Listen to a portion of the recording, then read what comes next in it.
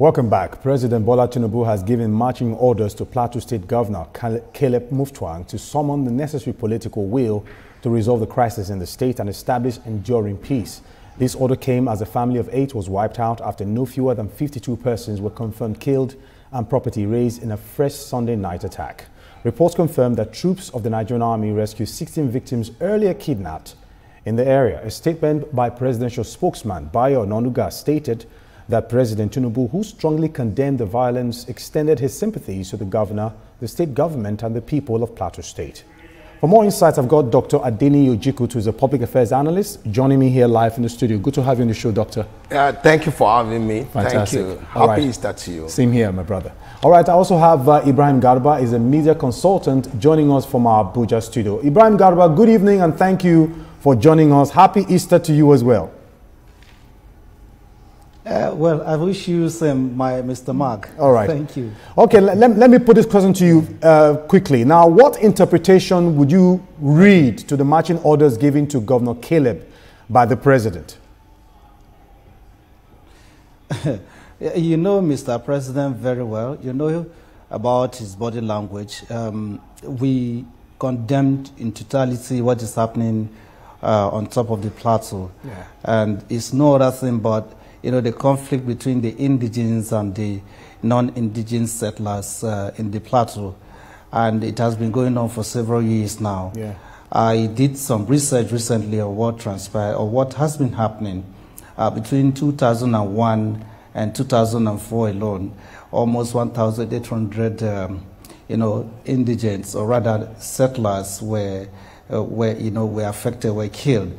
And cattle were rustled, almost 160,000 cows were rustled. So these are, issues that have been lingering for some time now. So finding a way out requires that, government should step in, community leaders should be engaged so that there will be widespread consultation.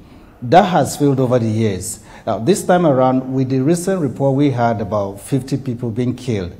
Yes, definitely, Mr. President should step in and address the issue. We are not calling for a state of emergency, but we are looking at issues whereby, this country, movement from one place to the other should be encouraged. But then there must be, rules of engagement so that when you come into a particular community, at least you must live within the ambience of the laws and at the same time respect the values which has been established. These are things that have been missing over the years in Plateau State. Right. That is why these clashes continue.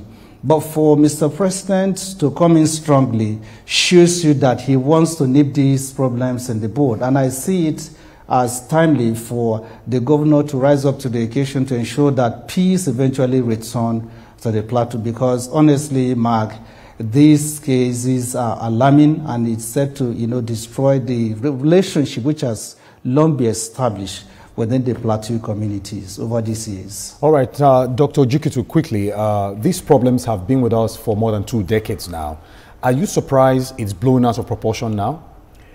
I'm not surprised. Right. Because a problem that comes like a flower, if it is not curtailed, it grows to become an iroko tree, and it's very sad. Yeah. Now, there is this word that goes from a scholar that says that to every situation or event, there are 3 things or 3 ways to analyze. What is the remote cause, what is the immediate cause, and what is the historic consequence. Number 1, what is the remote cause? That is the primary cause of these clashes. If we do not understand the cause, we will not be able to provide the best solution, drug for the cure. Now, let me explain this way. And from a chart I've put in up from my research, is that number 1, the problem, the remote cause, is the issue of climatic conditions in our neighboring countries, that is up the northern part of Nigeria, and the extreme states, that is the northern part of Nigeria.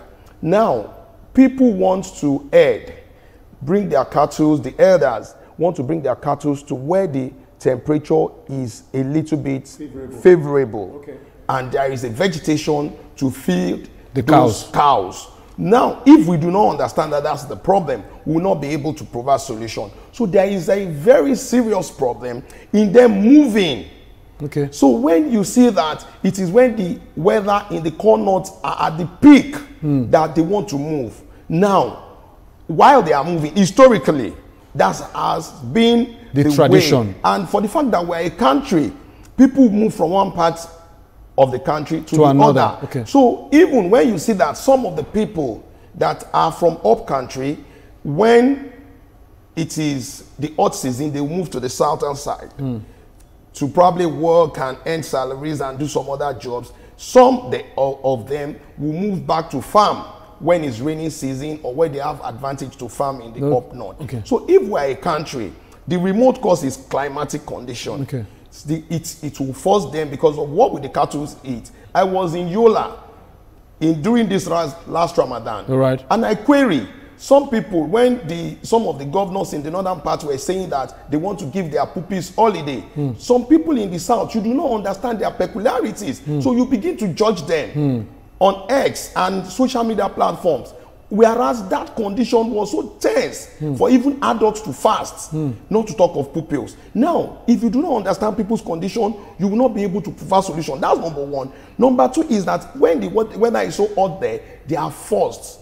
Now, what can we do as a country? Don't let's appear as if we are helpless. After that, climatic movement, it comes to migration. Okay. They come to the middle, belt. Okay. That is the central Nigeria. You see, Kwara, Nasarawa, Benue.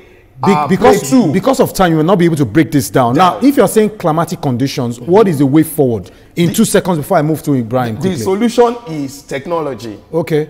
And provide ranches for people. Okay. I think the last administration wanted to do. Now we have Ministry of Livestock. Okay. The president should challenge them in collaboration with the states, so that to come up with solutions with ranches. With ranches, and the state government must be involved. So no governor should come to the media and their pupils should challenge them. The governors should own and take responsibility in this problem that has been with us for 20 years. I'll hold your thought there. Now, Ibrahim Garba, very quickly. Now, retired General Theophilus Yakubu Danjuma has advised the people of Taraba State to take their safety seriously, in a separate issue and be prepared to defend themselves against violent attackers.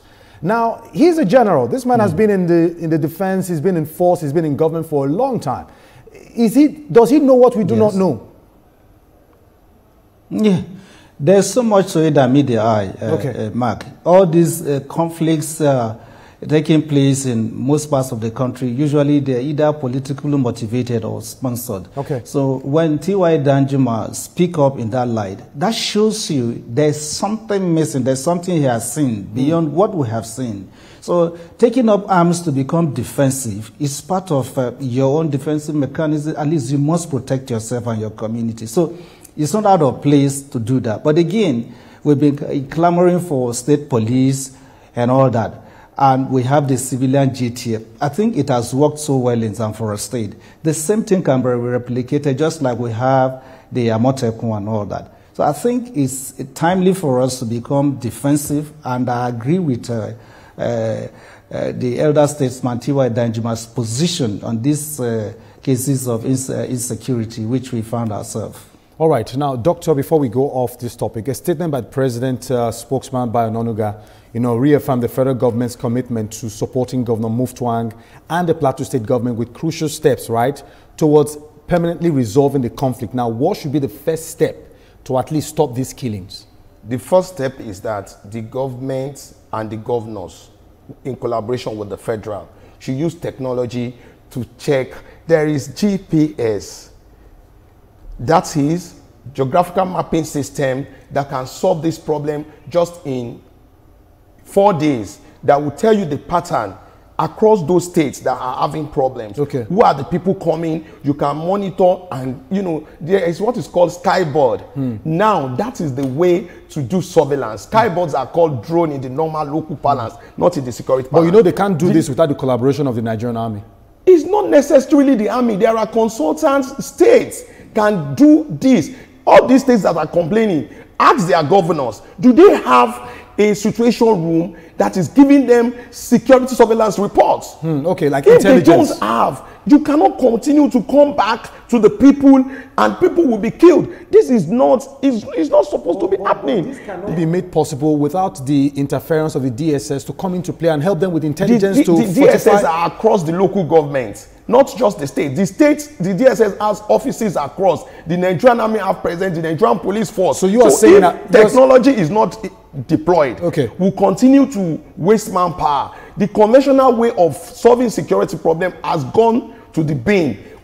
People are using technology across the world. Now, technology, the drones will tell you, the geographical mapping system will tell you the trend of the pattern. And if that is done, what needs to be done is that the real problem is that these people are coming in the name of elders, in the name of they want to feed their cattle and they want to have sustainability. To cause mayhem.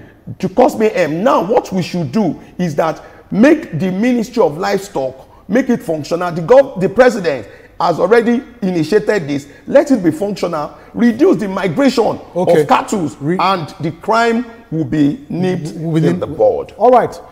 We'll take a short break right now and Newsweek continues in a moment. Stay with us.